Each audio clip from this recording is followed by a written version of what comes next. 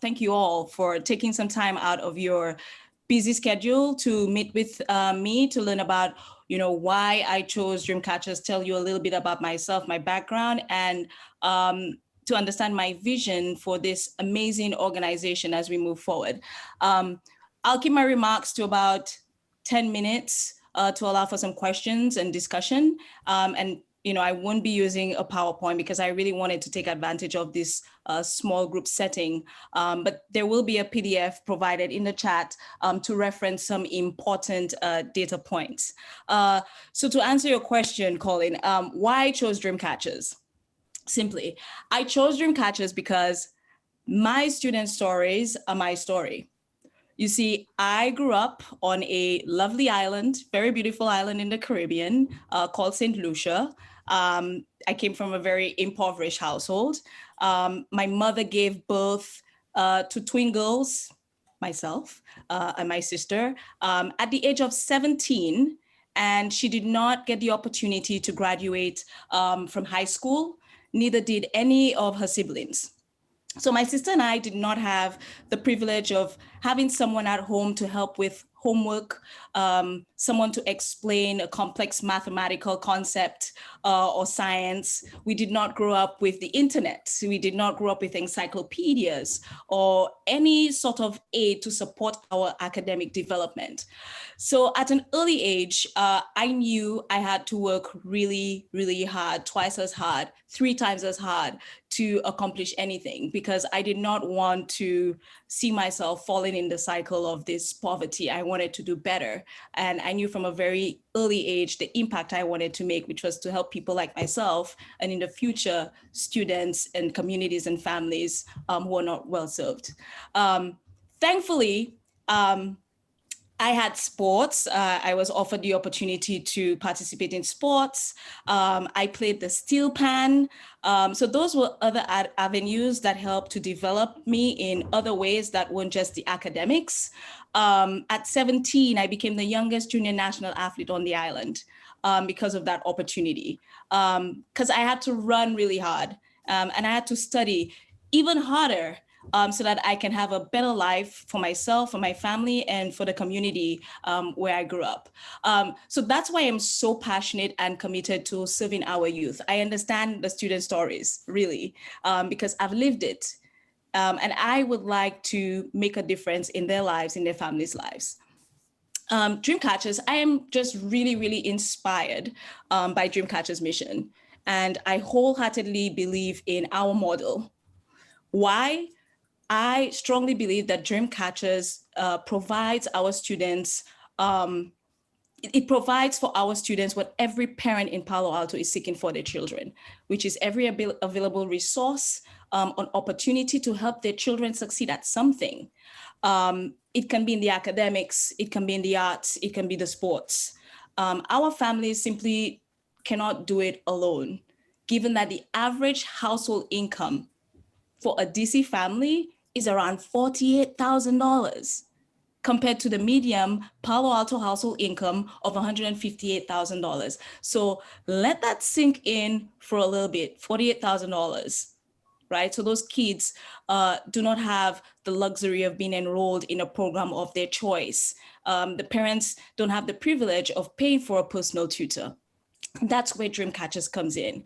What makes Dreamcatchers stand out to me from all other organizations I've assessed is, one, we are still currently the only organization in Palo Alto serving socioeconomically disadvantaged middle school students in Palo Alto. We use a whole child approach. That is, we provide the social and emotional support, building and developing their skills. Most importantly, we are providing a third space for our students to really succeed. When I talk about that third space, it's very broad. It can mean many things. In this context, from a Dreamcatcher's perspective and from a teacher's perspective, an educator, that third space really refers to an environment that's conducive to learning, to feeling belonged, feeling empowered and confident.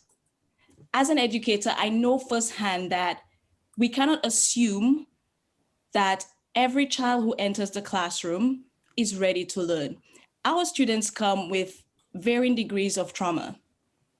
Some of our students are sharing a sleeping space, for example, with 3 or 4 other siblings. And in many cases, they aren't getting enough sleep. Our students are often left to fend for themselves, their younger siblings, while their caregivers are at work. And those parents are working 3, 4 jobs, right? They come to school where they're being impacted by the very same learning environment, right? They're expected to perform. They're expected to have high academic achievements, right? And they're struggling socially, they're struggling emotionally. DreamCatchers offers a space where those students feel belonged, they feel heard, and they feel empowered. That feeling of accomplishment, what we really want to do is to create more opportunities for our students to succeed, engage them in activities where they can feel good. I found my passion through sports and playing music.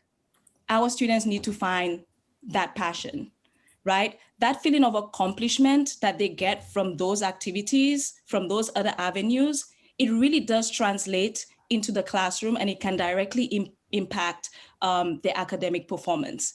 Because take me, for example, when I achieved something in sports, or when I played steel pan really well, and I knew I did a really good job, I felt confident. And I brought that confidence and that I can do attitude into the classroom. And that really did help me achieve more than I could have imagined in the academics. I was never an A and B student. I graduated from Cuba with a 4.0. I graduated from St. John's University with a 3.9 because I felt empowered by all those things around me. I could run, I could play rugby, I could play music. Those things made me feel good. And in the academics, I felt good as well. One other thing that we do is we use a peer-to-peer tutoring approach, which allows for a good working relationship between our tutors and students. And a lot of people say, why not an adult who is better suited to kind of address some of the learning challenges? Well, as an educator, and those of you who have kind of experience in that background, we all know that students are very eager to learn from their peers, not so much the teacher or the parent, but from their peers, right? Our tutors are real role models to our students. They can share their own school experiences with them. They have gone through the same systems and processes as our students, so they could provide feedback in real time, and they can provide strategies and tips for navigating complex challenges at school. We also have a robust tutor training program to ensure that every tutor is fully prepared to support their students. That training program approach is not one where, it's not about what you need to know. It's how do you apply this knowledge and this skill to your student? It's very hands-on. We offer social emotional learning opportunities for our students to engage in discussions and activities to promote their self-concept, their self-esteem, and their overall confidence. And that again goes back to that third space. We teach self-advocacy skills and prepare students for the challenges of high school and beyond. One of the other things we offer is a variety of enrichment activities. So our students can have access to programs that they otherwise would not have had. For example, programs like computer coding, journalism, arts, among others. My vision moving forward is to bring awareness to our community about this invisible poverty that exists right here in our own community, our community. I want to make sure that no stone is left unturned. When we contribute to the success of every low-income child in Palo Alto and their family, I truly believe it strengthens our community. It really makes for a more inclusive Palo Alto, a Palo Alto that welcomes all and offers opportunities for every family, every child to have a good life and to succeed.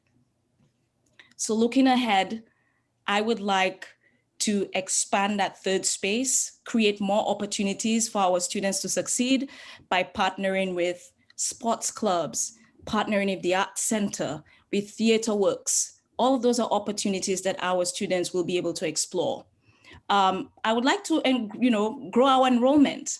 We know there are 297 SED students in the district.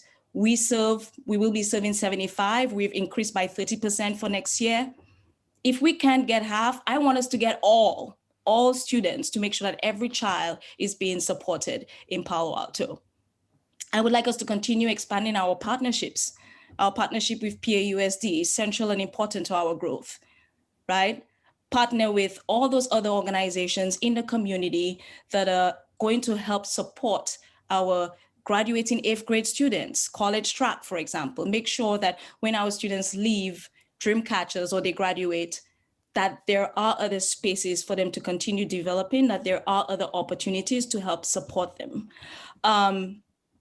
And, you know, beyond 2022, going 5 years down the line, 10 years, I would like to go to the elementary schools, right? The learning gap really starts at the elementary level. Once we've done all we can, we've accommodated for our middle school and we've expanded the way we'd like to expand, I want us to address the issues that our students are encountering at the elementary level and perhaps beyond.